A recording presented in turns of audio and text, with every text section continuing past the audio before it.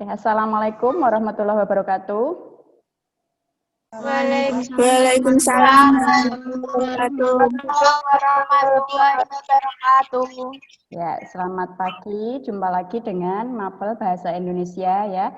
Sebelum kita mulai pelajaran pada Zoom kali ini, kita berdoa dulu menurut agama dan kepercayaan masing-masing dimulai. Berdoa cukup. Ini tadi Bulia sudah melihat di daftar hadir, ya semuanya sudah hadir. Bahasa Indonesia di kelas 11 kali ini kita akan mempelajari tentang unsur pembangun cerpen dan nanti kalian juga akan mengembangkan kerangka teks cerpen menjadi teks cerpen utuh. Ya. Sebelum kita mulai pelajaran, kalian harus selalu ingat bahwa kita harus mengutamakan penggunaan bahasa Indonesia. Kemudian kita harus selalu melestarikan bahasa daerah dan kuasailah bahasa asing. Masih semangat pembelajaran jarak jauh ya? Atau sudah bosan pengen kembali ke sekolah? Pengen berjumpa dengan teman-teman? Bosan, Bu. Bosan. Sekolah, Bu. Ya, semoga kita selalu sehat, kalian juga harus selalu menjaga kesehatan, selalu rajin cuci tangan, jaga jarak, jadi tidak usah pergi-pergi dulu, pelajarannya di rumah dulu saja ya. Nah, ini nanti kita akan mempelajari ini kompetensi dasarnya. Nanti ada 2 kompetensi dasar, yang pertama adalah menganalisis unsur-unsur pembangun cerita pendek dalam buku kumpulan cerita pendek. Yang kedua, mengkonstruksi sebuah cerita pendek dengan memperhatikan unsur-unsur pembangun cerpen. Cerpen, cerita pendek. Ada yang tahu cerpen itu apa? Mungkin Widya? Cerpen adalah salah satu karya sastra yang memutuskan diri pada satu tokoh dalam satu situasi. Iya, bagus sekali. Bukan memutuskan tapi memusatkan ya. Jadi yang diceritakan adalah pada satu tokoh. Iya, tidak apa-apa. Bagus sekali. Unsur pembangun cerpen. Ada 7 unsur intrinsik, ada 4 unsur ekstrinsik. Yang pertama untuk unsur intrinsik ada tema. Ya, siapa yang mau berpendapat tema itu apa? Salah satu unsur intrinsik yang menjiwai dari cerpen tersebut. Lebih lengkapnya, unsur intrinsik yang berupa ide pokok atau landasan pokok ya, ide dasar. Oke, tidak apa-apa. Arifiana bagus sekali. Oke, yang unsur kedua, tokoh dan penokohan. Oke, Erik, tidak apa-apa. Monggo tadi tokoh adalah pelaku cerita. Ya, pelaku yang ada dalam cerita, betul sekali. Kalau untuk penokohan apa, Erik? Sifat atau watak tokoh. 3 coba, sudut pandang. Siapa yang mau berpendapat? Posisi pengarang dalam cerpen. Ya, posisi pengarang dalam cerpen. Iva Ulia ya. Selanjutnya, alur. Alur apa? Ayo, siapa yang mau berpendapat? Jalan cerita. Jalan cerita. Jadi alur itu adalah pengembangan yang salah. dalam cerita. Oke, yang kelima, latar. Olivia izin menjawab, Bu. Ya. Latar adalah tempat atau waktu terjadinya cerita. Iya, betul sekali. Jadi latar adalah waktu dan tempat terjadinya cerita. Masih kurang satu lagi yaitu suasana. Kemudian gaya bahasa. Siapa yang ingin berpendapat? Gaya bahasa itu bahasa yang digunakan dalam kepenulisannya. Selanjutnya adalah amanat. Yang Mohon izin menjawab, Bu. Saya Widya Diana Hapsari. Amanat adalah pesan moral atau pelajaran yang bisa diambil dari sebuah cerpen. Selanjutnya, ketika kita ingin menyusun sebuah cerpen, itu kita harus menyusun kerangka terlebih dahulu. Nah, bagaimana caranya menyusun kerangka? Di situ sudah ada urutan langkah-langkahnya. Ya. Yang pertama adalah observasi.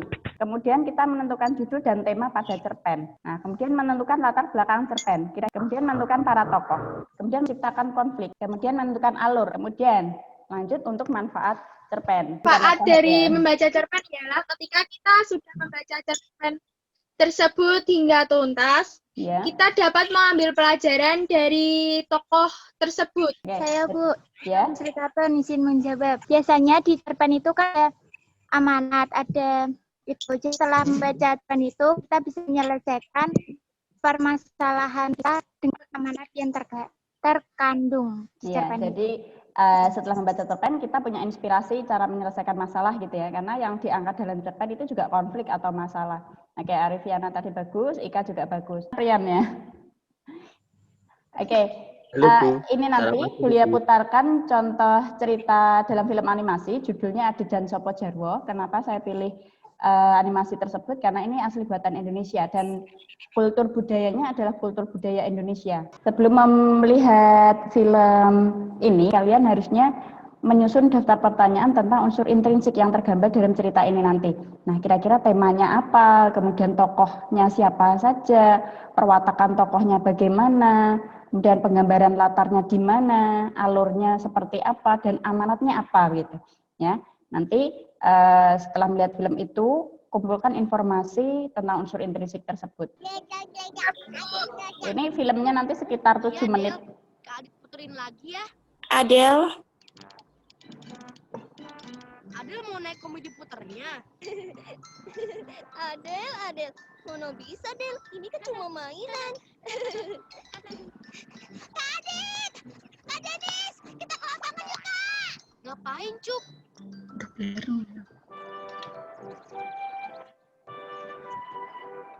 Ayo mulai Bang Jarwo. Iya, sabar. Ini tak jalanin sekarang. Oke,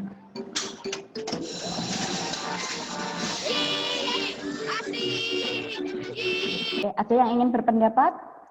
Apa tema dari film Adi dan Sopo Jarwo tadi?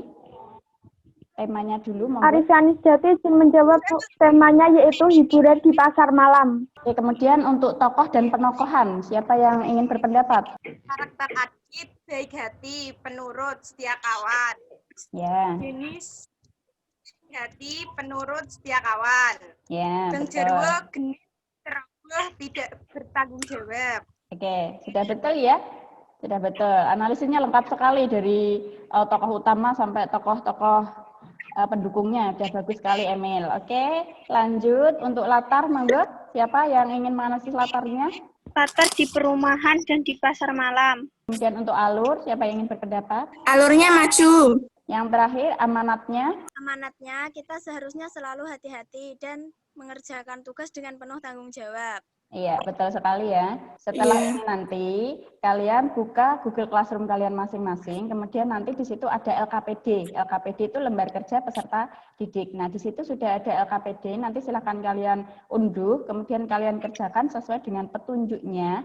Ya, ikuti petunjuk di LKPD tersebut, kerjakan, nanti kemudian setelah dikerjakan, kirimkan hasilnya di Google Classroom melalui private comment. Ya. Setelah itu, kerjakan pula evaluasi di Google Form. Nanti linknya akan Bulia umumkan melalui WA Group. Setelah kita mempelajari uraian tadi, kira-kira kesimpulannya apa? Siapa yang ingin menyimpulkan hasil pembelajaran kita hari ini? Oke, Arifiana saja. Oke, yuk. Jadi yang kita peroleh dalam pelajaran memahami cerpen ini ialah kita bisa tahu lebih dalam mengenai apa itu cerpen, unsur intrinsik cerpen, unsur ekstrinsik dan unsur ekstrinsik cerpen. Oke, sudah bagus sekali. Terima kasih anak-anakku, berarti sudah paham dengan pelajaran kita pada pagi hari ini. Sudah bisa menganalisis unsur intrinsik di dalam cerita, yaitu di film animasi Adit dan Sopo Jarwo tadi ya. Untuk selanjutnya, untuk pertemuan kita selanjutnya, persiapkan dulu sebelum kita pelajaran seperti ini. Jadi nanti tentang struktur teks cerpen ya. Kemudian jangan lupa selalu tetap menjaga jarak, social distancing, tetap rajin mencuci tangan, dan tetap semangat dalam pembelajaran jarak jauh. Jadi semuanya sudah pintar, semuanya sudah bagus sekali, tugas-tugas sudah lengkap ya. Terima kasih atas partisipasi dalam pembelajaran Zoom kali ini. Semoga kalian selalu sehat, selalu semangat, tetap belajar jarak jauh di rumah dengan tetap menjaga social distancing ya. Sebelum kita akhiri, kita berdoa dulu menurut agama dan kepercayaannya masing-masing, dipersilahkan. Doa selesai, kuliah akhiri. Assalamualaikum warahmatullahi wabarakatuh. Waalaikumsalam warahmatullahi wabarakatuh. Terima kasih, Bu. Terima kasih ya. Terima kasih, Bu.